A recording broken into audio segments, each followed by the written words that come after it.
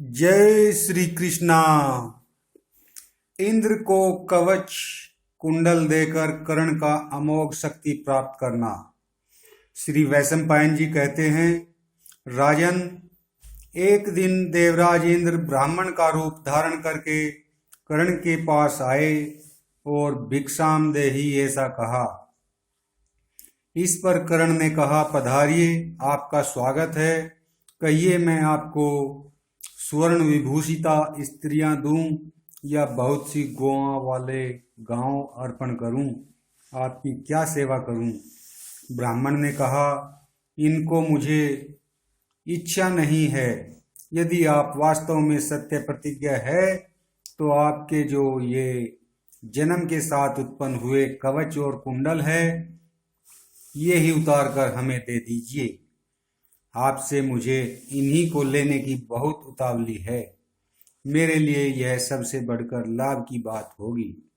कर्ण ने कहा, विप्रवर, मेरे साथ उत्पन्न हुए ये कवच और कुंडल अमृतमयी है। इनके कारण तीनों लोकों में मुझे कोई नहीं मार सकता। इसलिए इन्हें मैं अपने से विलग करना नहीं चाहता। इसलिए आप मुझसे विस्तृत और शत्रुहीन पृथ्वी का राज्य ले लीजिए। इन कवच और कुंडलों को देकर तो मैं शत्रुओं का शिकार बन जाऊंगा। जब ऐसा कहने पर भी इंद्र ने दूसरा वर नहीं मांगा तो कर्ण ने हंसकर कहा, देवराज, मैं आपको पहले ही पहचान गया हूँ। मैं आपको कोई वस्तु दूं और उसके बदले में मुझे कुछ भी न मिले, यह उचित नहीं है। आप साक्षात देवराज है, आपको भी मुझे कोई वर देना चाहिए। आप अनेकों अन्य जीवों के स्वामी और उनकी रचना करने वाले हैं।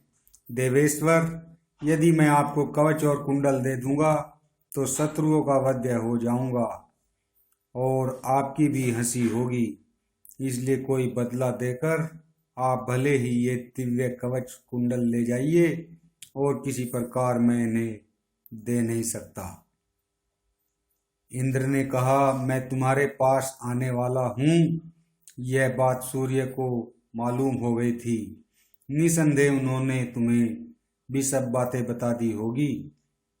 सो कोई बात नहीं, तुम जैसा चाहते हो वैसा ही सही। तुम एक वज्र को छोड़कर मुझसे कोई भी चीज मांग सकते हो।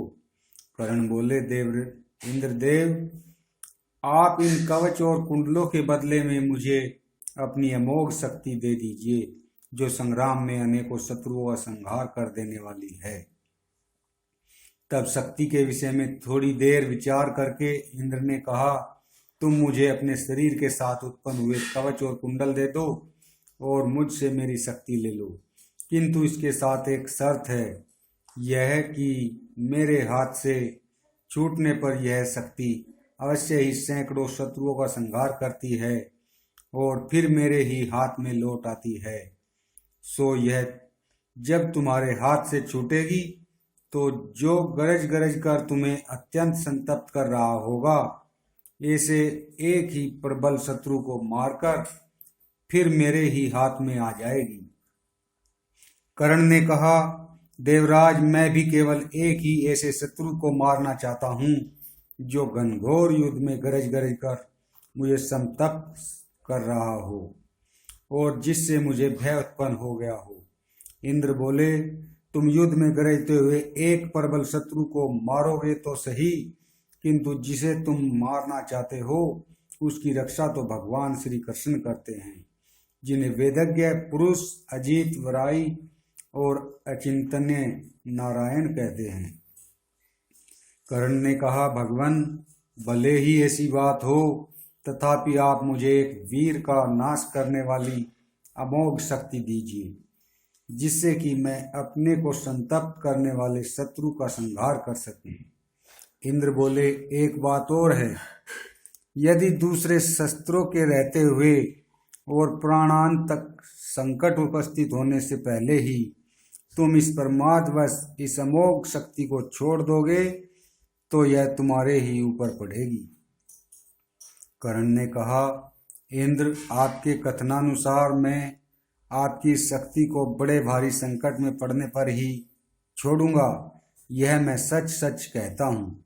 वैशंपायन जी कहते हैं, राजन तब उस प्रज्वलित शक्ति को लेकर कर्ण एक पैन्य शस्त्र से अपने समस्त अंगों को छीलकर कवच उतारने लगे। उन्हें शस्त्र से अपना शरीर काटते और बार बार मुस्कुराते हुए देखकर देवता लोग दुंदुभिया बजाने लगे और दिव्य पुष्पों की वर्षा करने लगे। इस प्रकार अपने शरीर से उधेड़कर उन्होंने वह खून से भीगा हुआ दिव्य कवच इंद्र को दे दिया तथा दोनों कुंडलों को भी कान से काटकर उन्हें सौंप दिया। इस दुष्कर कर्म के कारण ही वे कर्ण कहलाए। इस प्रकार कर्ण को ठगकर और उन्हें संसार में यशस्वी बनाकर इंद्र ने निश्चय किया कि अब पांडवों का काम सिद्ध हो गया। इसके पश्चात वे हंसते हंसते देवलोक को चले गए। जब धृतराष्ट्र के पुत्रों को कर्ण के ठगे जाने का समाचार मालूम हुआ तो वे बड़े ही दुखी हुए और उनका सारा गर्व ढीला पड़ गया तथा वनवासी पांडवों ने कर्ण को ऐसी परिस्थिति में पड़ा सुना तो वे बड़े प्रसन्न हुए।